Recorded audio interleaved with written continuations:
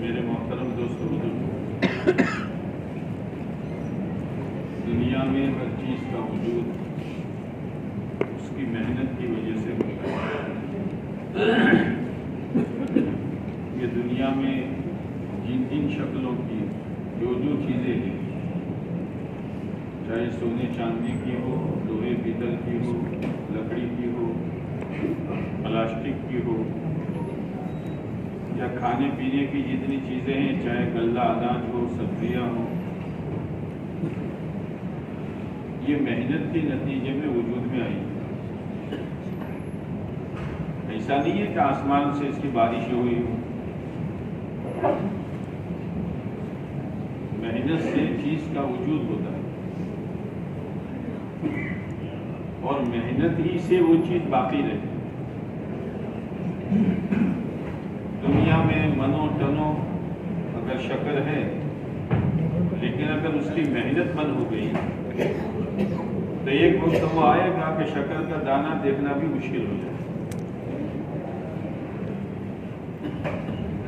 تو چیز کا وجود بھی محنت پر، اور چیز کا بقا بھی محنت پر۔ پھر ہر چیز میں ترقی، آگے بڑھنا۔ جیسے آج آدمی جو کپڑا پہنتا ہے پہلے نہیں تھا، آج جن مکانوں میں رہتا ہے پہلے مکانوں کا ایسا فرنیچر وغیرہ نہیں تھا، ایلیویشن وغیرہ، ہر چیز میں۔ یہ جو آگے بڑھے ہیں لوگ، چیزوں میں، مالوں میں، سامانوں میں، مکانوں میں، کپڑوں میں، کا نتیجہ یہ محنت ہے۔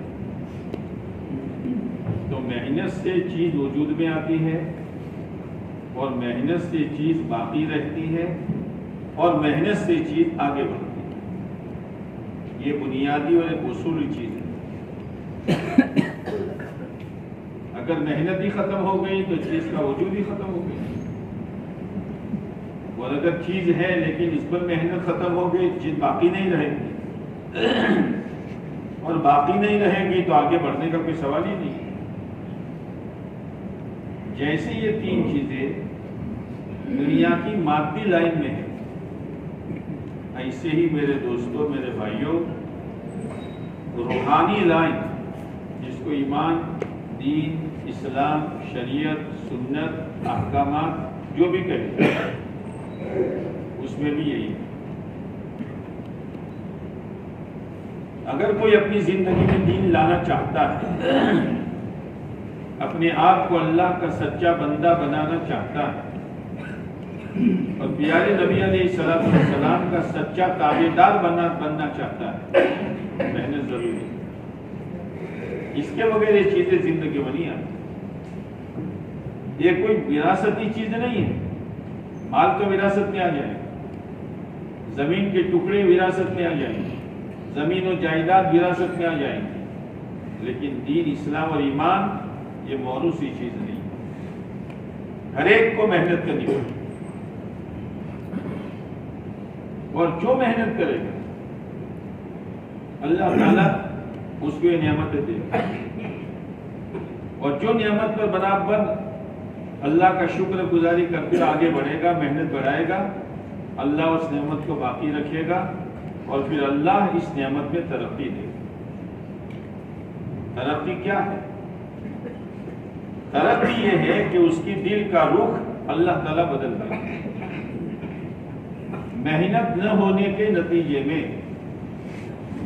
باطل باہر کا کیا مٹے گا؟ ابھی ہم سب کے دلوں میں باطل بیٹھا ہوا ہے۔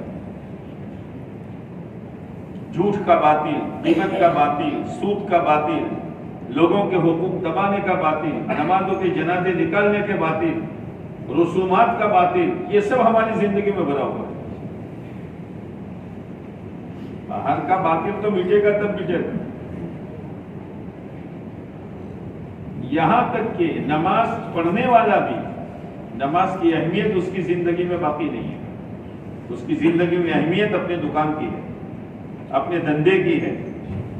فرصت ملی نماز پڑھ لو, وہ بھی جلدی جلدی پڑھ لو. موقع ملے مسجد میں پڑھو, موقع ملے گھر پر پڑھ لو اور جلدی واپس آ جاؤ. یہ حال ہے ہمارا.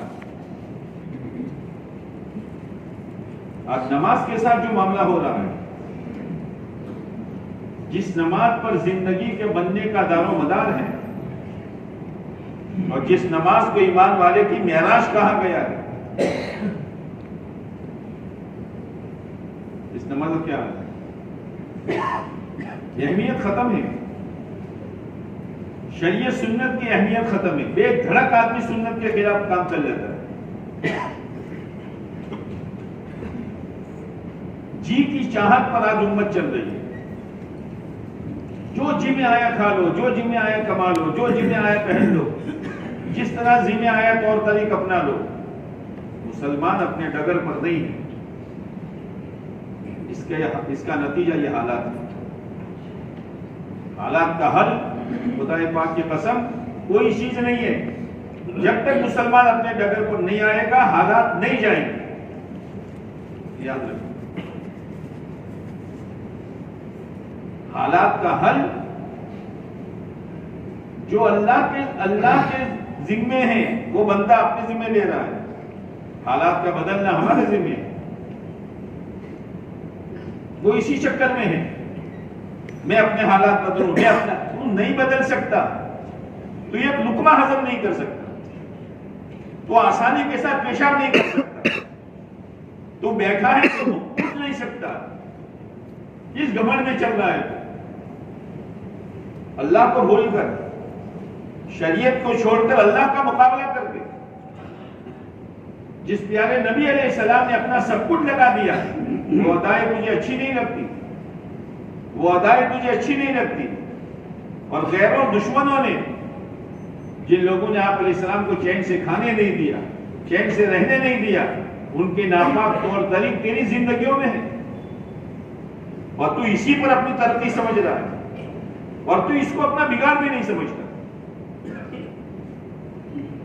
جس بیمار کو اپنی مرض کا احساس نہ ہو, کیا علاج کرائے گا؟ اسی کا نتیجہ ہے.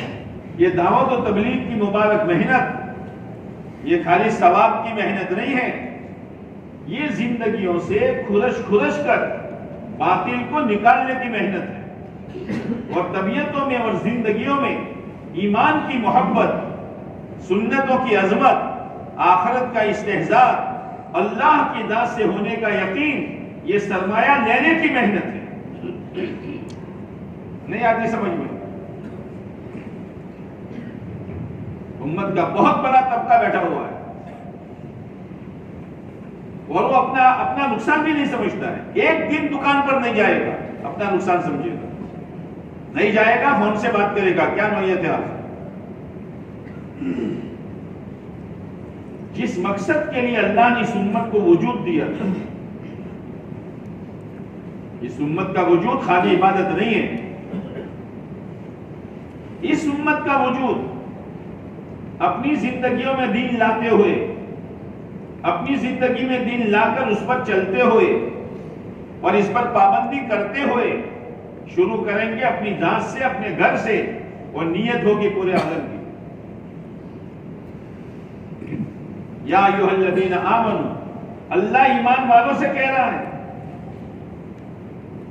بے ایمانوں سے نہیں کہہ رہا.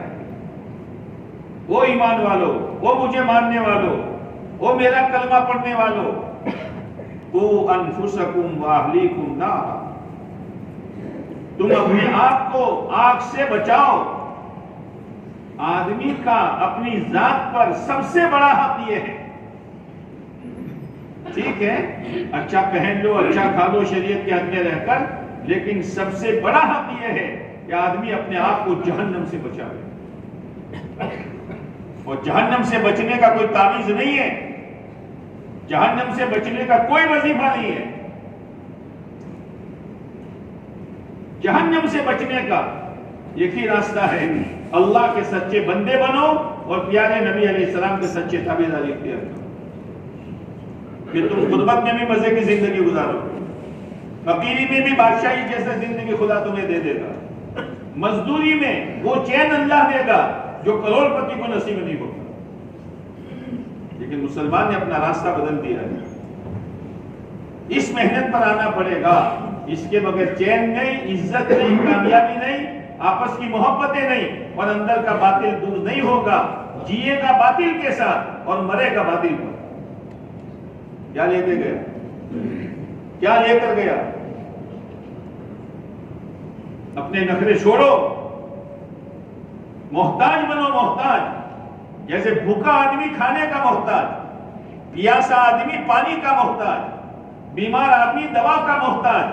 میرے دوستو، اس سے زیادہ ہم اس محنت کے محتاج ہیں۔ آؤ اس محنت میں لگاؤ، اپنی اولاد کو اس محنت پر، اپنی مستورات کو دین سمجھاؤ۔ آپ علیہ السلام نے فرمایا، میں نے مردوں کے لیے نقصان دینے والی خطرناک چیز عورتوں سے زیادہ میں نے اور کوئی نہیں چھوڑی ہے۔ آپ علیہ السلام فرماتے ہیں، عورت کے ذریعے سے جتنا دین کا نقصان ہوگا کسی اور کے ذریعے سے نہیں ہوگا، اور ہو رہا ہے، ہو رہا ہے۔ آنکھیں کھولو، نظر بدلو، فکر بدلو کہ گھر میں آج تک جتنا بگاڑ آیا کس کی بنیاد پر آیا؟ شادیوں میں جو بگاڑ آیا کس کی بنیاد پر آیا؟ ایک مسلمان کی بچی رخصت ہو رہی ہے، وہ کیا کپڑے پہن کے جا رہی ہے اور کیا چہرے پر میک اپ کرتے جا رہی ہے؟ کیا یہ مسلمان کی بچی ہے؟ سماج دیکھ رہا ہے، آگے وان دیکھ رہے ہیں، سب خاموش ہیں۔ یہ رخصتیاں ہو رہی ہے، شادی کے موقع پر اچھی سمجھدار عورت ایسا کپڑا پہنتی ہے جو کپڑا اس کے لیے حرام ہے۔ شادی ہو رہی ہے، میلہ ہو رہا ہے، بے پردگی عام ہو رہی ہے، آدمی اس کو بے دینی نہیں سمجھ رہا۔ آپ علیہ السلام نے فرمایا، مردوں کو سب سے زیادہ نقصان پہنچانے والی چیز میں نے عورتوں سے زیادہ پیچھے نہیں چھوڑی ہے۔ اس لیے آپ علیہ السلام نے فرمایا، فَاتَّقُوا الدُّنْيَا وَاتَّقُوا النِّسَاءَ، جیسے دنیا سے بچو، عورتوں سے بچو، ان کے فتنے سے بچو، اور فتنے کا ایک ہی راستہ بچنے کا، ان کو دین پر لاؤ، دین کی محنت پر ان کو لاؤ۔ ہم یہ سمجھتے ہیں چند چچڑے دے دیے، چند سونے چاندی کے ٹکڑے دے دیے، ان کی مرضی کا کھانے کا پکوان دے دیا، ہم نے حق ادا کر دیا۔ وہ جو چاہے پہنے، جس سے چاہے بات کرے، زندگیاں گزر گئی۔ ابھی ہماری زندگیوں میں، ہمارے گھروں میں اسلامی پردہ نہیں آیا، ہم خالی نماز روزے کو دین سمجھ رہے ہیں۔ حالات دور ہوں گے اعمال کے بدلنے سے، لیکن اعمال کس کا نام ہے؟ اعمال، نماز روزے کا نام اعمال ہے۔ اپنے عقائد بدلو، اپنی معاشرت بدلو، اپنے معاملات بدلو، اپنے اخلاق بدلو، ان سارے اعمال کے بدلنے پر حالات بدلیں۔ چند اعمال کو ہم نے اعمال سمجھ لیے، اس لیے مسلمان کہتا ہے، مول صاحب اتنی نمازیں، اتنا روزہ، اتنی زکات، حالات دور نہیں ہوتے۔ اخلاق کیسے ہیں؟ ماں باپ کے ساتھ برتاؤ کیسا ہے؟ بیوہ بہن کے ساتھ برتاؤ کیا ہے؟ بیوہ بھابھی ہو گئی بیوہ، اس کے ساتھ کیا سلوک ہو رہا ہے، اور اس کی جاگیروں پر کس طریقے سے قبضہ کیا جا رہا ہے؟ پارٹنروں کے آپس کا کیا حال ہے؟ کون پارٹنر صحیح حساب کر کے حساب دیتا ہے؟ خالی نماز روزے کا نام اعمال ہے؟ جو چاہے ہماری عورت سے بات کرے، کتابوں میں آتا ہے، جس کو یہ پرواہ نہ ہو میرے گھر میں کون آتا ہے کون جاتا ہے، وہ دیوس ہے، وہ دیوس ہے۔ اللہ کے احکامات کی مذاق ہو رہی ہے اور مسلمان اس پر آنے کے لیے تیار نہیں ہے۔ ایک خاتون کو آپ اللہ کے راستے میں لے جاؤ گے، گھروں کی تعلیم نہیں ہے، گھروں کی تعلیم، ہر گھر میں موبائل نے ستیہ ناش کر دیا ہے۔ دین کی بات عورتوں کے کانوں میں بہت کم پڑتی ہے۔ جس کا یہ نتیجہ ہے کہ بے دینی گھروں میں آ رہی ہے۔ اپنے بچوں کی تربیت کیسے کرنی چاہیے؟ ایک مسلمان خاتون ہے، اس کو زندگی کیسے گزارنی چاہیے؟ جب وہ اللہ کے راستے میں جائے گی اور اللہ کے راستے میں جا کر دین کو سمجھے گی، مجال نہیں کوئی غیر محرم اس سے بات کرے، چاہے غیر محرم اس کا دیور ہو یا اس کا جیٹھ ہو، یا اس کا چچا کا، ماموں کا، پھوپھا کا یا خالہ کا لڑکا ہو، مجال نہیں ہے اس کی۔ آج کیا ہو رہا ہے؟ بے دینی کا نقصان اللہ کی ناراضگی، اور اللہ کی ناراضگی سے بڑھ کر میرے بھائیوں کوئی بڑی مصیبت نہیں۔ اسی لیے آپ علیہ السلام نے طائف کے میدان میں کہا تھا، اے اللہ اگر تم مجھ سے ناراض نہیں ہے، مجھے ان حالات کی کوئی پرواہ نہیں ہے، چاہے میں لہو لہان ہوں، چاہے میں بے ہوش ہو گیا ہوں، چاہے چھوٹے بچوں نے مجھے مارا ہے، لیکن اگر تو راضی ہے مجھے ان حالات کی کوئی پرواہ نہیں ہے۔ جب ایمان والا دین پر آئے گا، شریعت پر آئے گا، سنت پر آئے گا اور دعوت کی محنت کو اپنی زندگی کا مقصد بنائے گا، پھر وہ محتاجگی کی پرواہ نہیں کرے گا، فقیری کی پرواہ نہیں کرے گا، کچے مکان کی پرواہ نہیں کرے گا، پیون والے کپڑوں کی پرواہ نہیں کرے گا۔ اے اللہ تو راضی ہے، میں اس حال میں راضی ہوں۔ آگے آپ نے کیا فرمایا؟ اے اللہ اگر تو ناراض ہے، تیری ناراضگی کا دور کرنا ضروری ہے، یہاں تک کہ تو راضی ہو جائے۔ یہ احساس کب ہوگا؟ گھروں میں بیٹھ کر، کاروبار میں لگ کر۔ اللہ نے ایک محنت دی ہے، محنت جیسے پانی کا ہر آدمی محتاج، مولوی صاحب ہو، حاجی صاحب ہو، قاضی صاحب ہو، فقیر ہو، کروڑ پتی ہو، جوان ہو یا بوڑھا ہو، جیسے پانی کا ہر ایک آدمی محتاج، اللہ کے دین کی محنت کا ہر ایک محتاج۔ یہ جوڑ اسی لیے نہیں ہے آئے سنا کھا کے چلے گئے، ایسا نہیں ہے۔ کچھ فیصلے کرو، ہر ایک کی موت آ رہی ہے اور اچانک آ جائے گی۔ دنیا میں آنے کی ترتیب ہے، پہلے دادا آتا ہے، پھر باپ آتا ہے، پھر پوتا آتا ہے، جانے میں ترتیب نہیں ہے۔ دادا 80 سال کا خاص رہا ہے اور 35 سال کا جوان کا جنازہ جا رہا ہے۔ آخرت کو مت بھولو، یہ محنت ہے جس کے نتیجے میں اعمال کی عظمت دلوں میں آتی ہے، نماز کی اہمیت دلوں میں آتی ہے۔ آپ علیہ السلام کی خدمت میں ایک شخص آیا، آپ مسجد کے کونے میں تشریف فرما تھے، اس نے آ کر نماز پڑھی، نماز پڑھ کر آپ کے پاس آیا، سلام کیا، آپ نے سلام کا جواب دیا، آپ نے فرمایا صلی فإنک لم تصلی، نماز پڑھ، تو نے نماز نہیں پڑھی۔ آپ دیکھ رہے ہیں وہ نماز پڑھ رہا ہے، پھر آیا، تیسری مرتبہ آیا، آپ نے فرمایا نماز پڑھ، تو نے نماز نہیں پڑھی ہے۔ کہ اللہ کے نبی مجھے سکھلائیے میں کس طرح نماز پڑھوں۔ آپ علیہ السلام نے فرمایا اطمینان کے ساتھ کھڑے رہو، رکوع اطمینان کے ساتھ کرو، رکوع میں اپنے اعضاء کو جما دو اور رکوع سے اطمینان کے ساتھ کھڑے ہو کر اتنی دیر کھڑے رہو کہ پورا بدن سیدھا کھڑا ہو جائے۔ سجدے میں جاؤ، سجدے میں اپنے اعضاء کو جما دو، سجدہ اتنا ہونا چاہیے کہ زمین کی سختی پیشانی کو محسوس ہونی چاہیے۔ پیشانی ٹکی بھی نہیں اٹھا دی، کیا ہو رہا ہے؟ پیشانی پر زمین کی سختی کا اثر ہونا چاہیے۔ آپ نے فرمایا اپنے اعضاء کو سجدوں میں جما دے، پھر 2 سجدوں کے درمیان اطمینان سے بیٹھ، پھر اطمینان سے بیٹھنے کے بعد دوسرا سجدہ کر۔ یہ آپ نے سکھائی ہے نماز۔ اللہ کے راستے میں جانے کے بعد اس کا احساس ہوتا ہے۔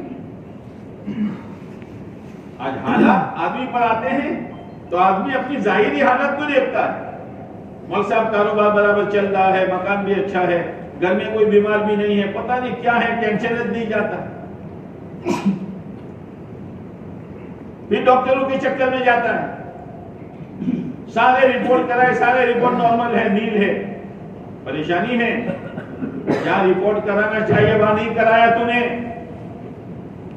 شریعت کی لیبورٹری پر آ، تو بولتا کیا ہے، دیکھتا کیا ہے، سنتا کیا ہے، کماتا کیا ہے، خرچ کیا کرتا ہے، تیرے جذبات کیا ہے، تیرے ارمان کیا ہے، تیری راتیں کن گورکھ گندوں میں گزرتی ہے، اور تیرا دین کن غفلت کے ساتھ برباد ہو رہا ہے.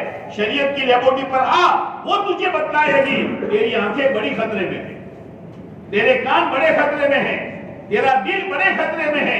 اگر اس حال میں مرا, تباہی کے سوا کچھ نہیں ہے. جہاں لیبورٹری کرانی ہے وہاں کے لیبورٹری کرا. یہ دنیا کے ڈاکٹر کیا بتائیں گے تیرے آنکھ کی بیماری کو اور تیرے کان کی بیماری کو؟ لیکن یہ کب ہوگا؟ جب دل میں ایک احساس پیدا ہو. اللہ کے راستے میں نکلنے کے بعد آدمی بزرگ نہیں بن جاتا, اور یہ بزرگ بننے کا راستہ بھی نہیں ہے. ایک دل میں فکر پیدا ہوتی ہے کہ مجھے کیا کرنا چاہیے, میں کیا کر رہا ہوں, کیا کما رہا ہوں, بھائیوں کے ساتھ میرا کیا برتاؤ ہے, ماں باپ کے ساتھ میرا کیا سلوک ہے, میں نے پڑوسی کا آج تک کتنا حق مارا ہے, اور آج تک میرے گھر میں کتنی بے دینی کے سیلاب آئے ہیں. وہ احساس ہوگا. ایک محنت ہے, اس محنت پر اپنے آپ کو لاؤ, اس محنت پر اپنے آپ کو جماؤ, عارضی طور پر نہیں. یہ شوقیہ محنت نہیں ہے, ذمہ داری کی محنت ہے. قرآن کہتا ہے, وہ ایمان والو اپنے آپ کو آگ سے بچاؤ. جہنم کے کئی الفاظ نام ہیں, اللہ نے کوئی نام نہیں لیا, آگ کہا, آگ, تاکہ دیہاتی بھی سمجھے کہ آگ کے کیا نقصان ہے. دنیا کی آگ جہنم کی آگ کے مقابلے میں 70 گنا زیادہ ہے. کون بچائے گا میرے بھائیوں؟ اپنے آپ کو اپنے ہاتھوں ہلاکت میں ڈالنا, نماز چھوڑنا, غیبت کرنا, سود لینا, لون لینا, عیاشیاں کرنا, بدماشیاں کرنا, یہ خود اپنے آپ پیروں پہ کدھاڑے مار رہا ہے. آپ پتہ نہیں چلے, اس لیے کہ آج تو رہنے کے لیے مکان ہے, گزارے کے لیے دھندا ہے, 2-4 لوگ ملنے والے ہیں. جب جنازہ اٹھے گا تب پتہ چلے کہ میں اپنے آپ کو کیا سمجھ رہا تھا اور کیا ہوا. معاملات صاف رکھو. آپ علیہ السلام کا غلام ہے, اللہ کے راستے میں شہید ہوا ہے. صحابہ نے کہا اللہ کے نبی کے غلام کو جنت مبارک ہو. آپ نے فرمایا کہا کہ جنت کی بشارت دے رہے ہو, میں دیکھ رہا ہوں کہ اس پر جہنم کی ایک چادر آگ کی لپٹی جا رہی ہے. اس کو جہنم کی چادر میں لپٹا گیا ہے. کیا ہوا؟ تحقیق کی, اس نے مال غنیمت میں سے چادر چرائی تھی. آپ کا غلام ہے, آپ کا غلام اللہ کے راستے میں شہید ہوا ہے.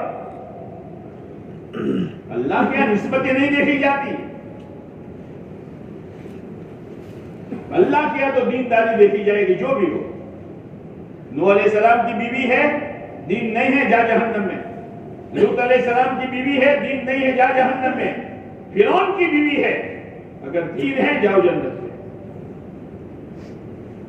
وہ دین لانے کا یہ راستہ ہے, دین کو باقی رکھنے کا یہ راستہ ہے, اور دین میں ترقی کا یہ راستہ ہے کہ ترقی کرتے کرتے کرتے ہمیشہ آخرت میں, ہمیشہ نظروں میں آخرت رہے.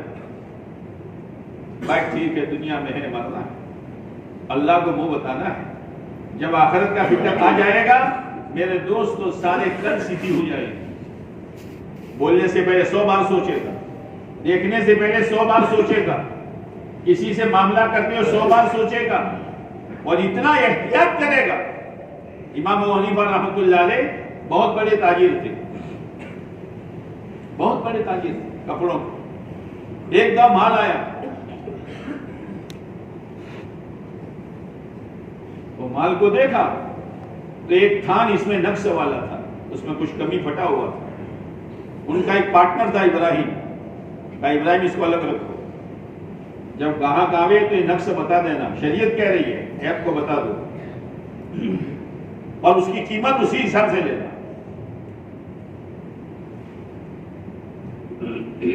شام کو آئے, پہلی فکر شام کو آئے, ابراہیم اس تھان کا کیا ہوا؟ کہ حضرت میں تو بھول گیا اور اس کو پوری قیمت پہ بیچ دیا. کون لے گیا؟ کہ حضرت پتا نہیں, بہت سے گاہک آئے تھے. امام صاحب نے شاباشی دی, ہوشیار ہو گئے وہ کاروبار, اب مجھے فکر کرنے کی ضرورت نہیں ہے, شاباشی دی.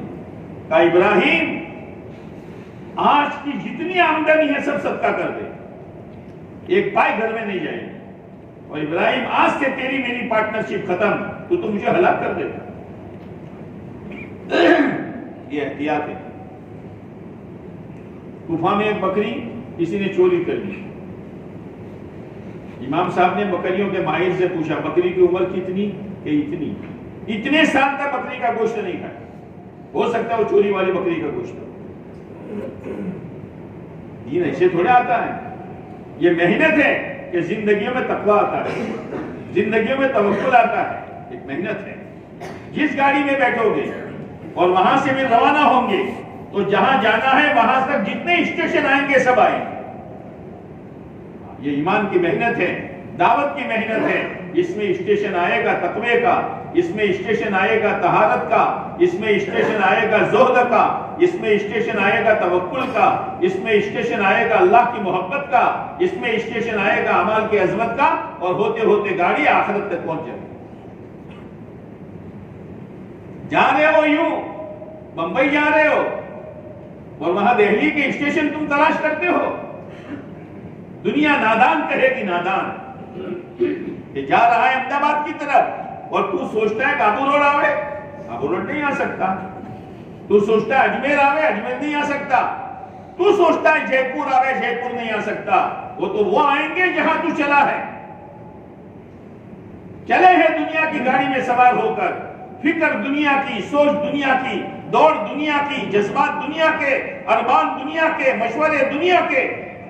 سوچتے ہو زندگیوں میں اللہ کی محبت آوے، تقویٰ آوے، طہارت آوے، جنت کا شوق آوے؟ یہاں نہیں ہو سکتا۔ جیسے دہلی جانے والا احمد آباد کی طرف جانے والے اسٹیشنوں کو نہیں پا سکتا، احمد آباد کی طرف جانے والا دہلی کے اسٹیشنوں کو نہیں پا سکتا۔ صحابہ کرام کی زندگی میں جو صفات آئے تھے، صفات کی مستقل محنت نہیں کروائی تھی، وہ تو ایمان تھا، ایمان سب کچھ لاتا تھا۔ ایمان ہے ایمان، اس ایمان کو بناؤ، اس ایمان کی جڑوں کو مضبوط کرو، اور جان مال اور جذبات کی قربانی کا کھاد دو ایمان کی جڑوں کو، تاکہ ایمان مضبوط ہو جائے۔ ایک محنت ہے میرے دوستوں، صحابہ کرام کی زندگی میں جو کچھ آیا اس محنت کی برکت سے آیا۔ آخرت کا استحضار کتنا؟ ایک عورت آئی اللہ کے نبی علیہ السلام کے پاس اور آ کر کے اللہ کے نبی علیہ السلام میں بیمار ہوں، مجھے مرگی اور بھائی کی بیماری ہے، آپ میرے لیے شفا کی دعا کیجیے۔ ناجائز ہے؟ شفا کی دعا کرانا ناجائز ہے؟ آپ نے کیا فرمایا؟ آپ نے فرمایا شفا چاہیے کہ جنت چاہیے؟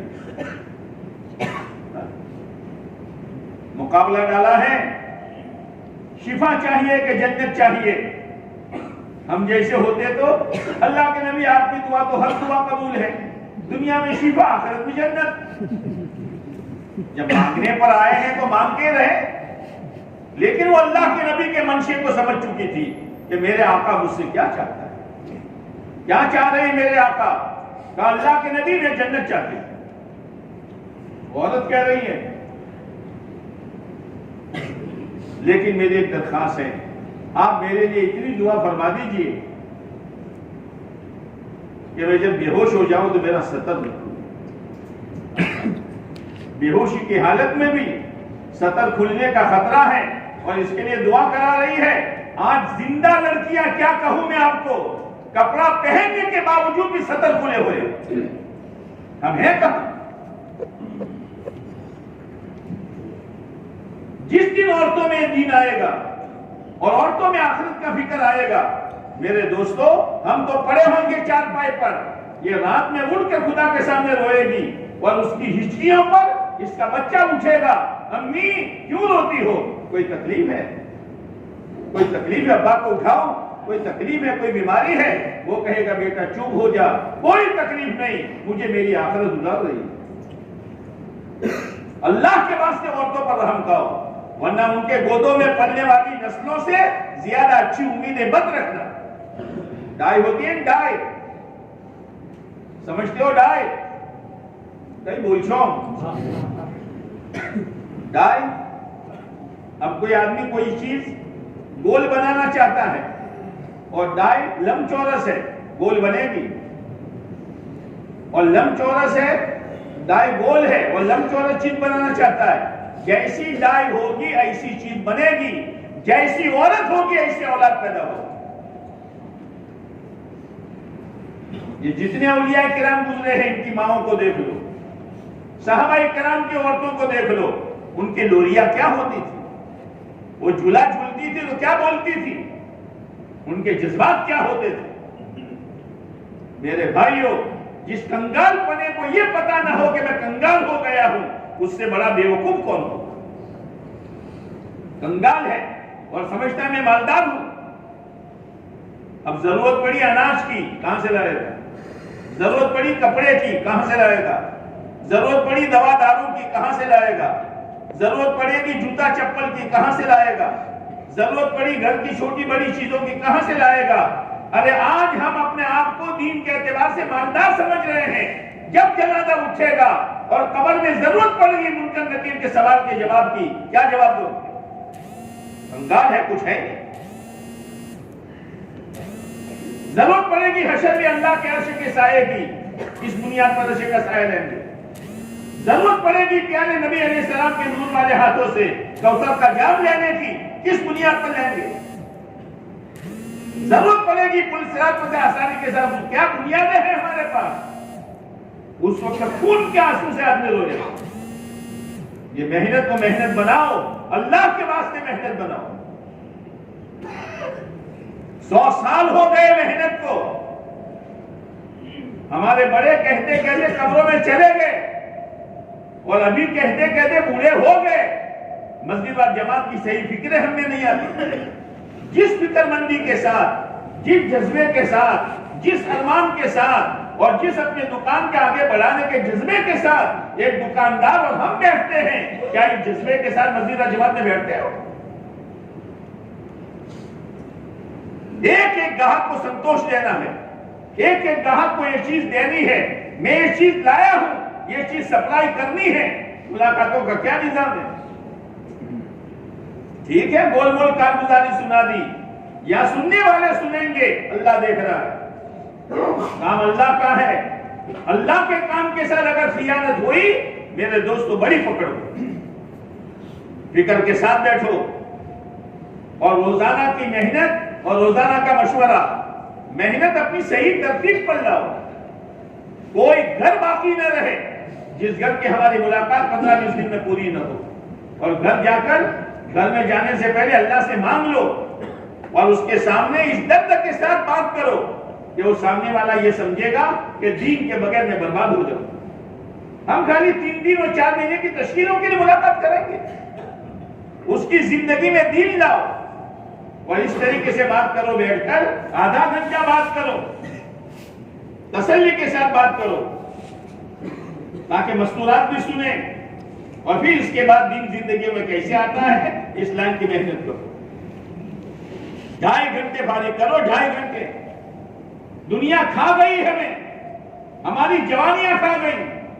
آج تو آدمی سرکاری نوکری کرتا ہے، پوری طاقت اس میں لگا دی، پوری تندرستی لگا دی، اب ریٹائر ہوا تو پرائیویٹ دھندا تلاش کرتا ہے۔ چھوڑ اس کو، اللہ نے تجھے بہت دیا ہے، اب لگ آخرت کی محنت میں۔ پوچھو کیا کرتے ہو؟ کہ صاحب پرائیویٹ کیوں؟ کہ مطلب غیر بیٹھی ایشو کروانا، اس کے سامنے کام ہی نہیں ہے غیر بیٹھی ایشو کروانا۔ بچوں کی تربیت کر، اپنا تعلق خدا سے پیدا کر، دین کی محنت میں لگ، نوکری کے بہانے سے تو نہیں جا سکتا تھا۔ میرے دوستو، زندگی آزادی ہے، بہت پچھتانا پڑے گا، بہت پچھتانا پڑے گا۔ کام کو کام بنا کر کرو، عظمت کے ساتھ بیٹھو۔ ارے سماج بیٹھتا ہے کسی مسئلے کو لے کر، کتنی فکر کے ساتھ بیٹھتا ہے۔ دنیا والے بیٹھتے کسی دنیا کو لے کر، پورے محلے میں پانی نہیں آتا، ذمہ دار سب جمع ہوتے ہیں، رسمی طور پر جمع ہوتے ہیں۔ گھر گھر میں بے نمازی ہے، گھر گھر میں دنیا کے تذکرے ہیں، گھر گھر میں آخرت کا استحضار نہیں ہے۔ یہ کتنی بڑی بیماری ہے، اور ہم رسمی طور پر بیٹھ رہے ہیں۔ یہ نہیں ہے، فکر کے ساتھ بیٹھو اور پھر فکر کے ساتھ ملاقاتیں کرو. اور یہ جو کہا گیا کہ جماعتیں بناؤ اور جماعتوں کو گھر تقسیم کرو یا افراد تقسیم کرو، وہ جماعت میں 4 ساتھی ہے، کسی دن نہیں ہے، اس سے ملاقات کرو. بھائی کیا ہو گیا، کوئی تکلیف ہے، آپ نہیں آئے؟ یہ نہیں کہ وہ نہیں آیا تو دوسرا لگا دو، وہ نہیں آیا تو تیسرا لگا دو. ارے اس سے ملو تو صحیح کہ بھائی کہاں تھے تم، کوئی تکلیف ہے؟ ذرا آیا کرو تاکہ ہم ملاقات کریں. اپنی جماعتوں کو مضبوط بناؤ اور فکر کے ساتھ ملاقاتیں کرو. اور یہ جو کہا جاتا ہے جوڑیاں بناؤ، جوڑیاں 3 دن کی جماعتیں مجمع میں سے نہیں بنتی، اسی سے مجمع بگڑتا ہے. 3 دن کی جماعتیں تو جوڑیاں بنائے گی، 2 کی جوڑی بنا دو، ہفتہ طے کر دو، چاہے پہلے ہفتے میں 3 جماعتیں نکل جائے، کوئی پرواہ کی بات نہیں.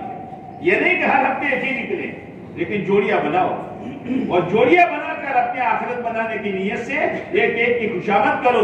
27 دن تک محنت کرو گے، 27 آدمیوں سے ملاقات ہوگی. مہینہ پورا ہوتے ہو تو کیا 10-12 آدمی اللہ نہیں دے گا؟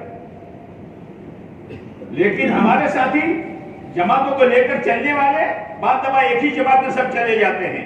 کام کے ساتھ بھی خیانت ہے، اللہ کے ساتھ بھی خیانت ہے، اور امت کے ساتھ بھی خیانت ہے.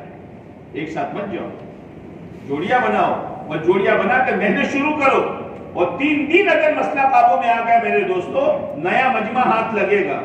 اور 3 دن میں جانے کے بعد ساتھیوں کا استعمال کرو، خالی رسمی اعمال مت کرو، ورنہ وہ ساتھی سوچے گا بھئی تعلیم میں تو میں وہاں بھی بیٹھتا تھا، ذکر تلاوت تو وہاں بھی کرتا تھا، اب نکلو نہ نکلو کیا فرق پڑتا ہے. نہیں، اس کو محنت سمجھاؤ اور اس کے ذریعے سے محنت کراؤ. جس مسجد میں آپ جاؤ، اس مسجد کے اطراف کے جتنے مکان ہیں، اس مکانوں کے ہر مسلمان سے ملاقات کر ڈالو 3 دن. اپنے اجتماعی اعمال کے بعد باقی وقت ہمارا مسجد کے باہر گزرنا چاہیے، تو اس کو ایک محنت سمجھ میں آئے گی. جماعتیں جو ٹوٹتی ہے وہ اسی لیے ٹوٹتی ہے جب ان کے سامنے کوئی محنت ہی نہیں، اعمال ہو رہے ہیں بس، اور باقی وقت جو ہے بھوکل خرچی میں گزر رہے ہیں.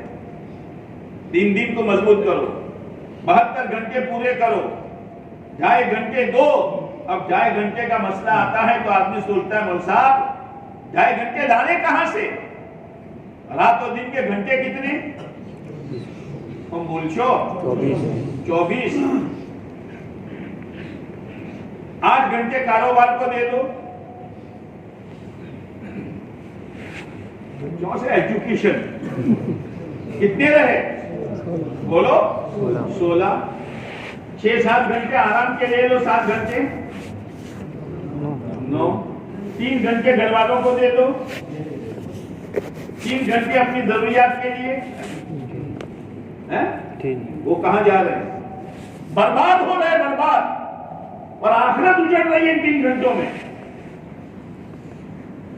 یہ 3 گھنٹے یہاں لاؤ تو یہ 3 گھنٹے راحت لائے گا، عزت لائے گا، کامیابی لائے گا، آفتوں سے بچاؤ کرے گا.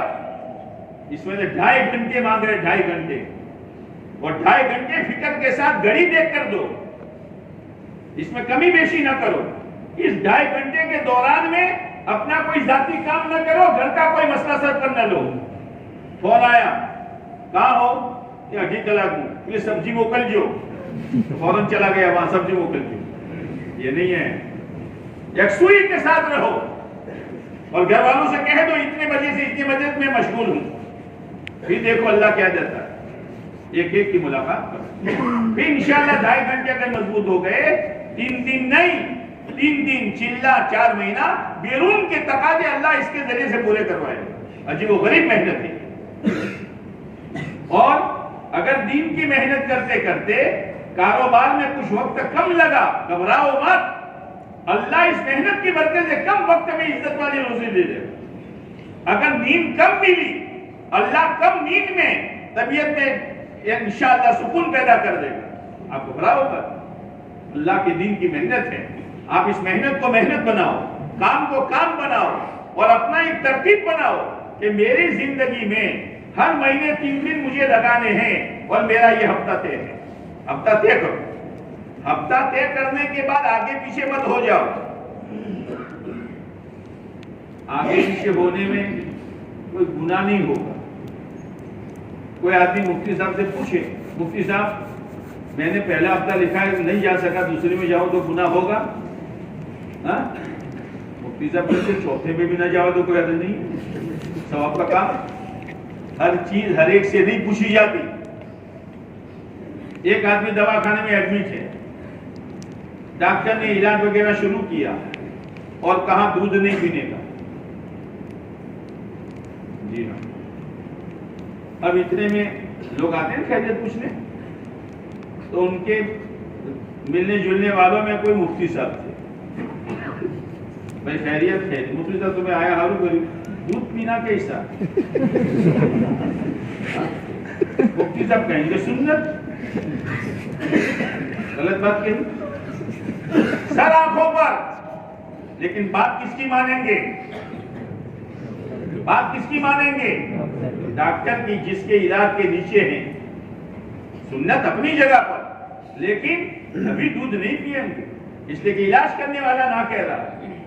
دعوت کے لائن کے مسائل ہر ایک سے نہ پوچھو، جو اس ایریے میں چل رہے ہیں ان سے پوچھو۔ ایک ذمہ دار کسی مسجد میں بیٹھے ہوئے تھے،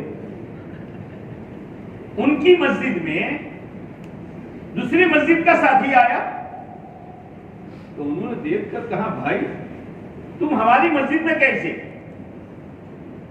آج تو تمہاری مسجد کا گشت ہے، امریکہ کی سڑک پر بے دینی کے ماحول میں، باطل کے جھکڑ میں ایک نوجوان خوشی خوشی سڑک پر دوڑتا ہوا جا رہا ہے۔ پوچھا کسی نے کہاں جا رہے ہو؟ کوئی شادی کا پروگرام ہے یا کسی محفل میں جا رہے ہو؟ نہیں نہیں، آج تو میری مسجد کا گشت ہے، میرے پیارے نبی علیہ الصلوۃ والسلام کی محنت والا ایک عمل ہے، اس عمل کے لیے میں خوشی خوشی جا رہا ہوں۔ انہوں نے کہا بھائی آج تو تمہاری مسجد کا گشت تھا، آج یہاں کیسے؟ کہ حضرت میں آپ سے ایک مشورہ کرنے آیا ہوں۔ کیا؟ ابھی میں مسجد میں تھا، گھر سے فون آیا بیوی بیمار ہے، تو بیوی کو دواخانے لے جاؤں کہ میں گشت میں جاؤں؟ کوئی نے پوچھو جاؤ؟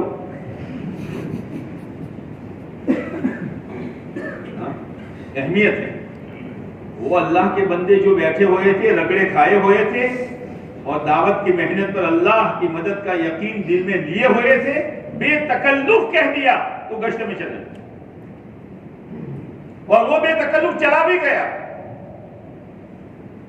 منگناٹ نہیں کیا، یا نہ گیر ہو تو یا نہ گیر آؤ کو من کوئی نہ بیٹھا ہو دی ہو، وہ بھی بے تکلف چلا گیا۔ اس نے آنے کے بعد یہ بتایا دوسرے دن حضرت بیوی بیمار تھی، دواخانے کا تقاضا تھا، لیکن میں گشت میں چلا گیا، جب گھر گیا تو دواخانے جانے کی ضرورت نہیں پڑی۔ کس نے کیا؟ کس نے کیا؟ مولانا الیاس صاحب رحمۃ اللہ علیہ بیٹھے ہوئے تھے، ایک آدمی بوتل میں پانی لے کر آیا، حضرت بیوی بہت بیمار ہے، کوئی دوا اثر نہیں کرتی، کوئی علاج کارگر نہیں ہوتا، دم کر دو۔ کیا کر دو؟ کیا کر دو؟ دم کر دو۔ حضرت نے بوتل رکھ دیا، ایک جماعت گشت میں جا رہی تھی، کہا تو اس جماعت میں چلا جا، تو اللہ کے کام میں لگ جا، اللہ تیرے کام میں لگ جائے۔ اس یقین کے ساتھ چلو، میرے 3 دن میرا چلہ، میرا 4 مہینہ، میرا دوسرا گشت، میرا پہلا گشت، میری گھر کی تعلیم، میری مسجد کی تعلیم، میری مسجد اور جماعت اور گھر گھر کی ملاقات، اس میں میرے اللہ نے سوئی سے لے کر میری بڑی حاجت اور کانٹا چبھنے سے لے کر جہنم سے بچنے تک کا علاج میرے اللہ نے اس میں رکھا۔ اس یقین کے ساتھ چلو، اور جو چلتے ہیں آگے بڑھتے ہیں، اللہ ان کو آگے بڑھاتا ہے۔ حالات کی وجہ سے کام چھوڑو بس۔ مولانا الیاس صاحب رحمۃ اللہ علیہ، کوئی بھی آتا، حضرت دعا کر دو، ہے کہ دعا کرانی ہے، بیوی بیمار ہے، جماعت میں چلے، قرضہ چڑھ گیا ہے، کہاں جا؟ کہاں جا؟ ہم بولو کا تشکیل ہو گیا ابھی، کہاں جا؟ حضرت ایک آدمی نے ناحق کیس کر دیا ہے، کہاں جا وکیل کے پاس؟ کہاں جا؟ بولو حضرت بیٹی بیٹے کے رشتے نہیں ہوتے تو ہر درد کی دوا صلی اللہ، ہر درد کی دوا صلی اللہ. سر میں درد ہو، پیٹ میں درد ہو، کمر میں درد ہو، ٹانگوں میں درد ہو، دوائی تو پیٹ میں ہی ڈالی جائے گی. دوائی کہاں ڈالی جائے گی؟ پھر وہ دوا پہنچے گی جہاں بیماری ہے. کسی نے کہا حضرت آپ تو کسی کو چھوڑتے نہیں، جو آوے بس جماعت میں چلے جاؤ، جماعت میں چلے. کیا ہے ہم ہوتے تو یہ ہم تو عادت پڑی تھے، یہ لے بیٹھا دیکھے اس کا ہے نا کوئی نہیں فکرو یہ سب آخی زندگی تو یوز کیا نا آپ اپنے ہمجین ہیڈو ہمجین. ہاں جتنے سمجھ کر چلو گے نا اس محنت کو چھوڑ کر، میں آگے کچھ نہیں کہتا. حضرت نے فرمایا بھائی میں اس لیے اس کو اللہ کے راستے میں بھیجتا ہوں کہ اس پر جو پریشانیاں آئی کس کی طرف سے آئی؟ زورتی بولو اترے اندر اللہ کی طرف سے. کون دور کرے گا؟ اور اللہ کی مدد آئے گی تو پریشانی دور ہوگی. تو میں یہ چاہتا ہوں یہ اللہ کی دین کی محنت میں لگے تو اللہ کا وعدہ ہے ان تنصر اللہ ینصرکم، تم اللہ کی دین کی مدد کرو گے اللہ تمہاری مدد کرے گا. تو آئندہ وہ میرے پاس نہیں آئے گا، وہ اللہ کے پاس جائے گا. ورنہ دعا کروں گا دوبارہ پھر آئے گا اور وہ مجھ سے جڑے گا، اللہ سے نہیں جڑے گا. کام ہے، لگو کام ہے، خوشی خوشی لگو، کام سمجھ کر لگو، اپنی حاجت سمجھ کر لگو، اپنی دنیا آخرت کی پریشانیوں کا حل سمجھ کر لگو. حالات کا حل اسی میں. آپ سوچئے آپ علیہ السلام کا مثال ہوا، اس سے بڑھ کر حالات کوئی. اس بوڑھے آسمان نے اور اس بوڑھی زمین نے وہ غم کا دن نہیں دیکھا جو آپ علیہ السلام کی مثال کے وقت دیکھا تھا اور قیامت تک نہیں دیکھیں گے. صحابہ نجات ہو گئے. حضرت عمر رضی اللہ عنہ ہوش کو بیٹھے، ازواج مطہرات ایک گھر میں جمع ہو کر رو رہی ہے. صحابہ کو سہارا ہی ٹوٹ گیا. اور پھر دشمن سمجھتا تھا کہ ان کے نبی گئے تو ان کے ساتھ اللہ کی مدد بھی گئی، اب کرو جو کرنا ہو. تو ہرقل نے 2 لاکھ فوج کے لے کر مدینہ پر حملہ کا ارادہ کیا. کچھ لوگوں نے زکات کا انکار کیا، کچھ لوگوں نے نبوت کا دعویٰ کیا، کچھ لوگ مرتد ہو گئے. علماء نے لکھا ہے مرتد کون ہوئے؟ مرتد وہ ہوئے جو دیکھا دیکھی اسلام میں داخل ہوئے.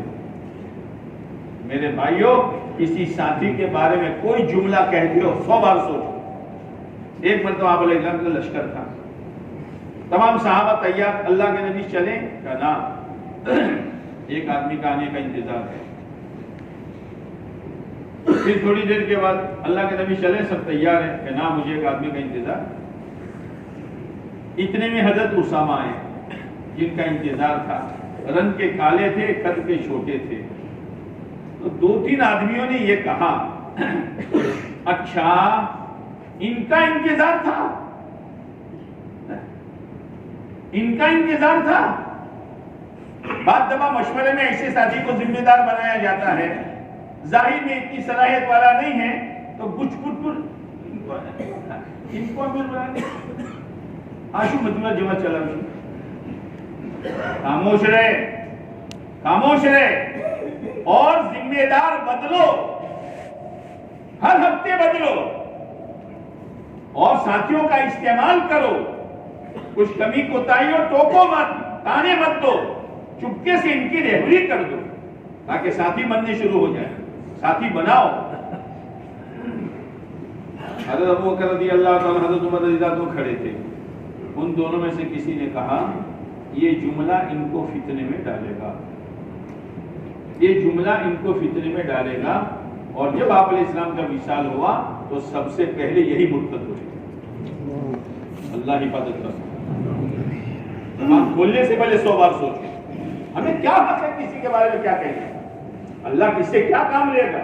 ہم سوچ نہیں سکتے، ہم سوچ نہیں سکتے۔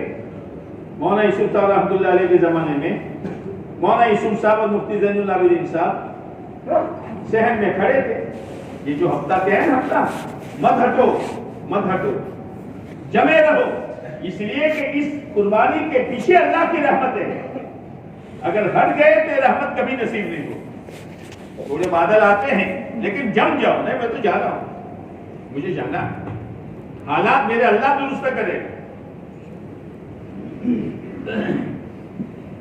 تو ایک میواتی آیا اور میواتیوں کے دل میں بہت عظمت تھی، بہت عظمت تھی۔ آج ہماری عورتوں میں عبادت تو ہے لیکن دعوت کی عظمت نہیں ہے، اسی لیے وہ روک رہی ہے۔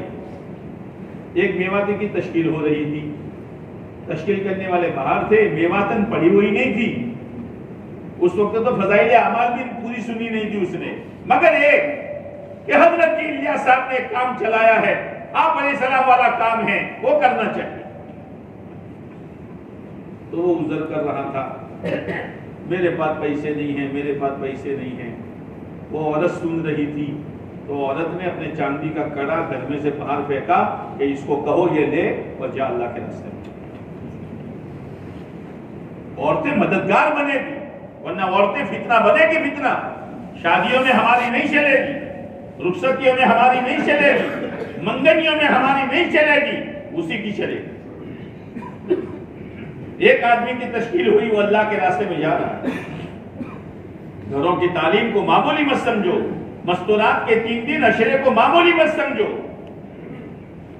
مستورات میں چند خوبیاں ایسی ہیں جو ہم برسوں محنت کریں تو نصیب نہیں ہو سکتی۔ ایک تو اس کا دل بہت نرم ہے،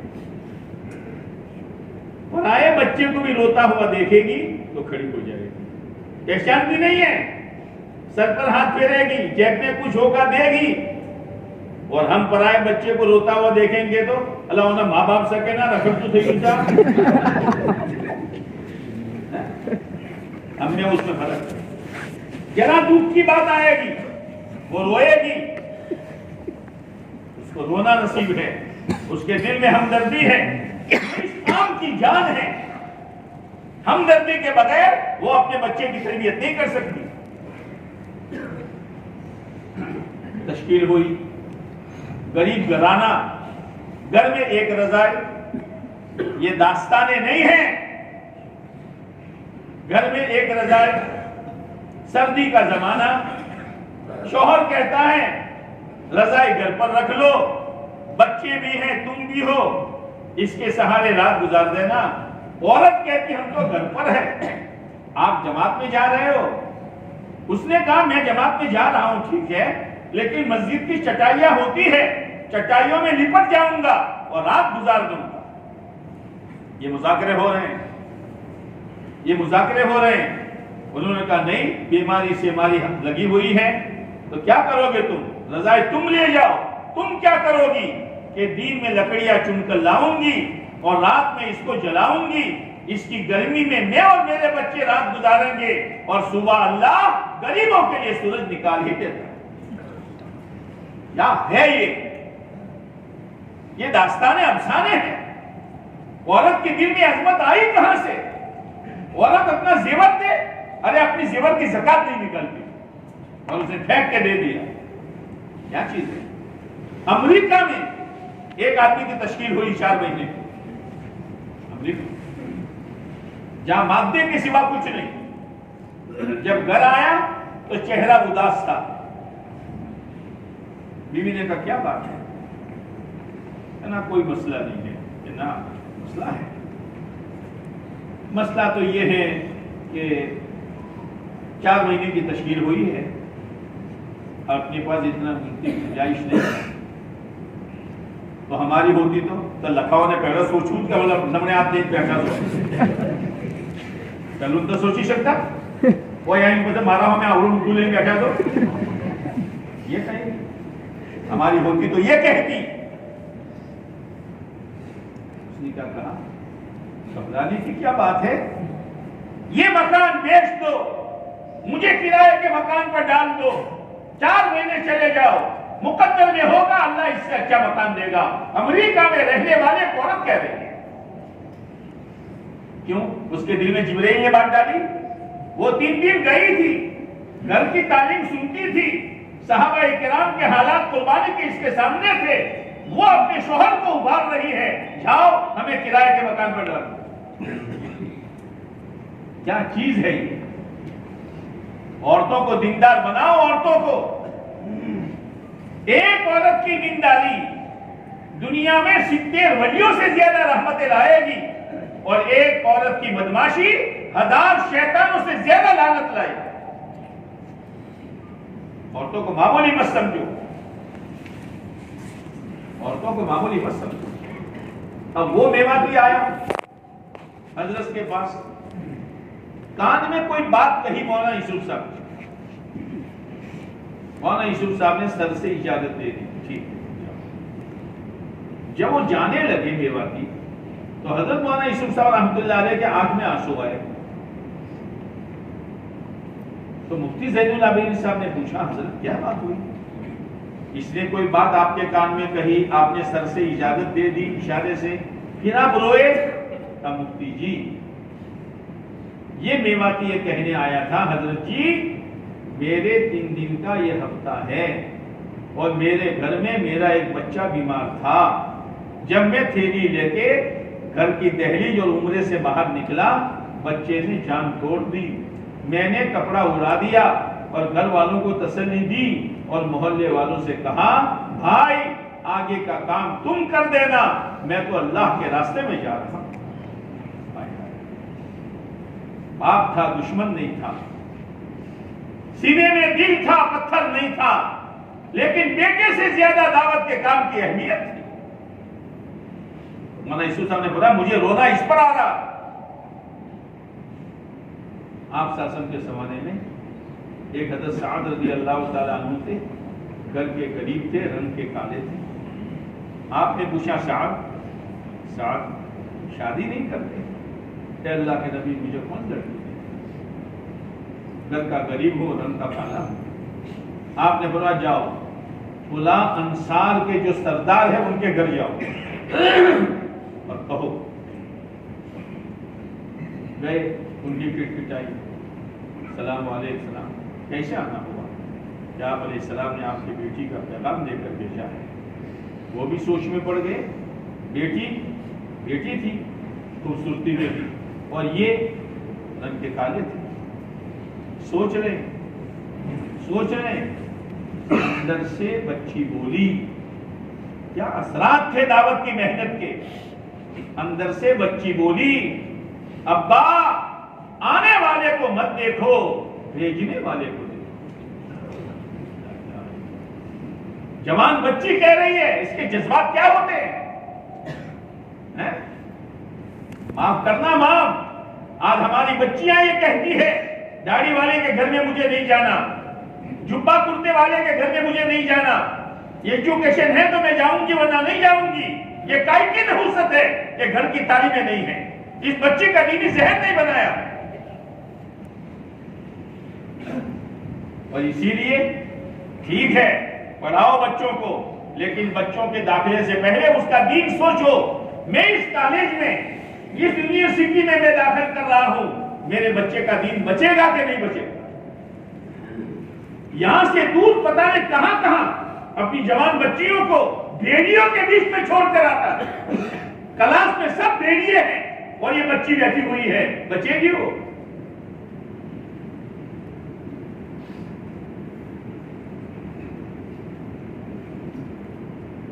ٹھیک ہے چلو رشتہ منظور ہے۔ آپ علیہ السلام کو بشارت دی، کہا ٹھیک ہے۔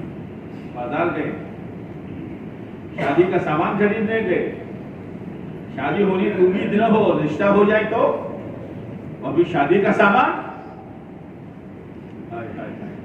شادی ضرورت تھی، مقصد نہیں تھی۔ جب بازار گئے تو مقصد کی آواز لگی، مقصد کی آواز لگی، یا خیر اللہ ارکبی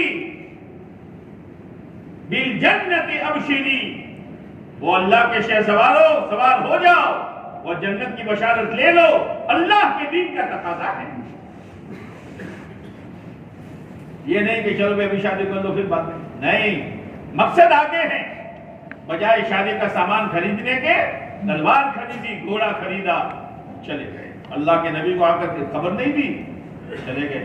اب صحابہ کی جماعت جا رہی ہے، کالے بازو نظر آ رہے ہیں، چہرے پر کپڑا ہے، بھائی کون ہے؟ صحابہ نے کہا کوئی ہوگا اللہ کا بندہ، ابھی کیا ضرورت ہے کون ہے کون نہیں ہے، اللہ کے دین کی محنت کے لیے آیا ہوگا۔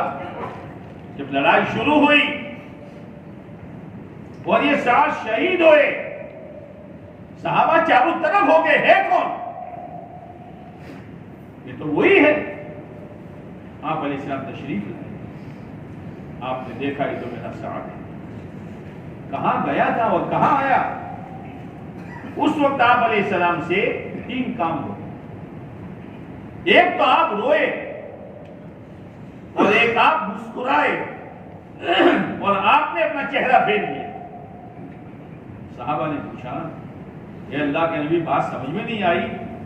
کہا میں اس کی قربانی پر رویا ہوں، جوان ہے، جذبات ہے، شادی کا پروگرام ہے، میرے دین کی محنت کے لیے اس نے سب کچھ قربان کر دیا، اس پر مجھے رونا آ رہا ہے، اور اللہ نے اس کے لیے جنت میں جو انتظام کیا ہے اس کی مہمانی کو دیکھ کر میں خوش ہو رہا ہوں، اور میں نے چہرہ اس لیے پھیر لیا، میں نے چہرہ اس لیے پھیر لیا کہ جب وہ شہید ہو کر گرے ہیں ان کی مقدر کی حوریں ان سے لپٹ رہی تھی، اس لیے میں نے اپنا چہرہ پھیر لیا۔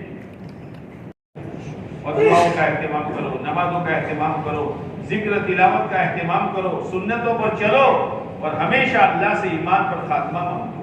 بڑی خطرناک ہوائیں چل رہی ہیں، ایمان پر بچنا مشکل ہے، اس لیے ایمان پر سلامتی مانگو اللہ سے کہ اللہ میری اور میری قیامت تک کی نسلوں کی تو موت پر ایمان کی سلامتی کا فیصلہ کر لے، اللہ کرے گا، یہ ہمارا سرمایہ ہے۔ ایمان ہی نہیں رہا تو کیا کرو؟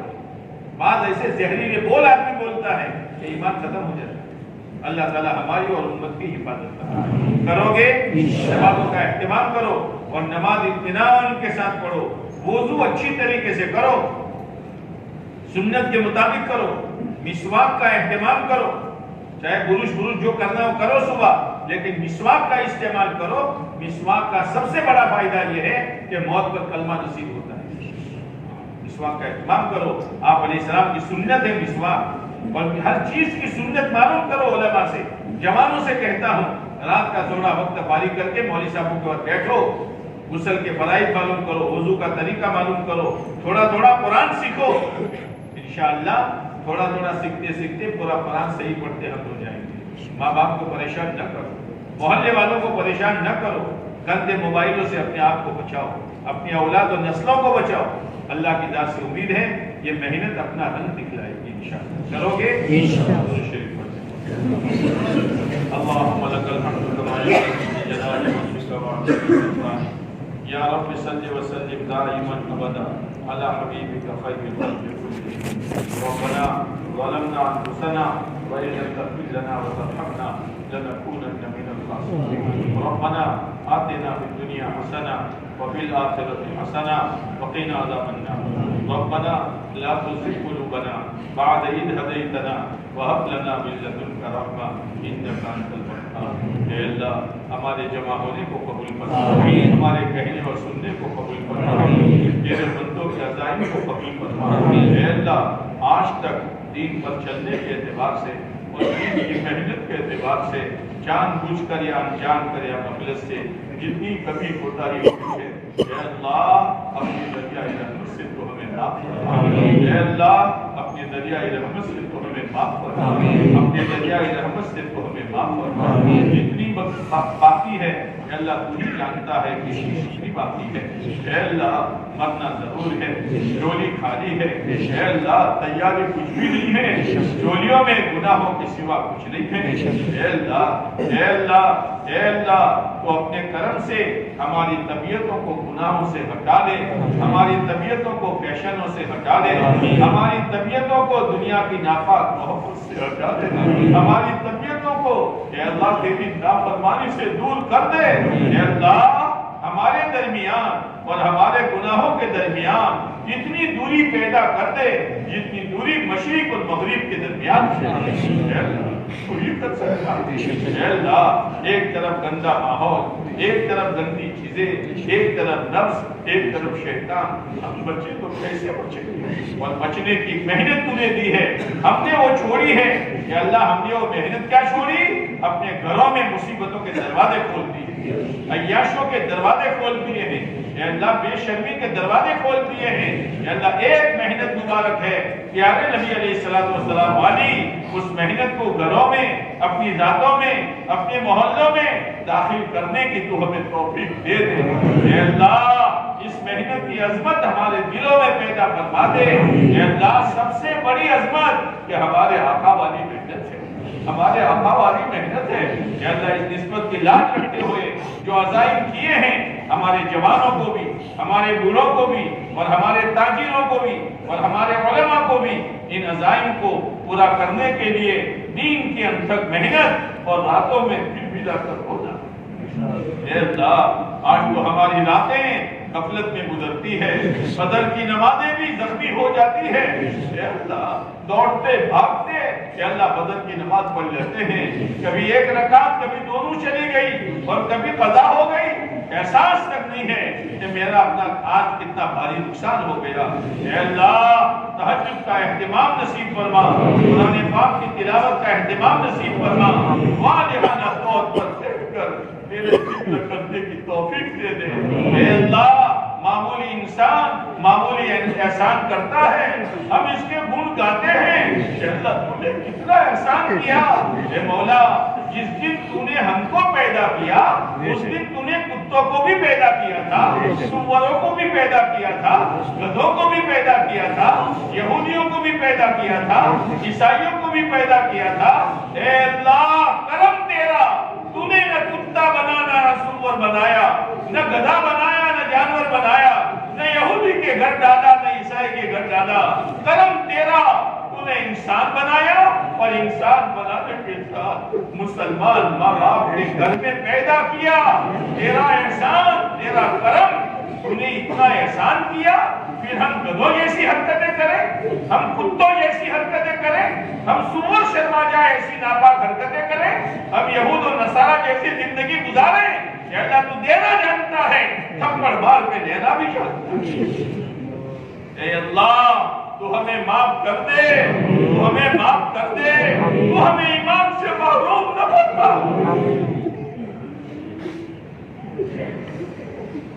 تو ہمیں ایمان سے محروم نہ فرما بڑے دھکے دیے ہیں ایمان کو اور تیزاب کی بوتلیں ڈالی ہے ایمان کی جڑوں میں اے میرے مولا نادان ہے نادان کیا چھوٹا بچہ نادانی میں زہر کی پڑیاں کھاتا ہے اس سے زیادہ ہم نادان ہیں اے اللہ ہماری نادانی کا احساس جب ملک الموت آئے گا اور 1 لاکھ مارے گا 1 لاکھ سارا نشہ اتر جائے گا سارا نشہ اتر جائے گا اے اللہ وہ ملک الموت آئے گا ضرور آئے گا کس کو چھوڑا ہے تو کس کو چھوڑے گا اے اللہ بس درخواست یہ ہے اس محنت میں عافیت کے ساتھ تو لگا دے ہماری طبیعت چاہے نہ چاہے اے اللہ تو لگا دے اور لگانے کے بعد جما دے اور موت تک اخلاص کے ساتھ اور اصول کے ساتھ کرنے کی توفیق دے اے اللہ اس پورے مجمع کی مغفرت فرما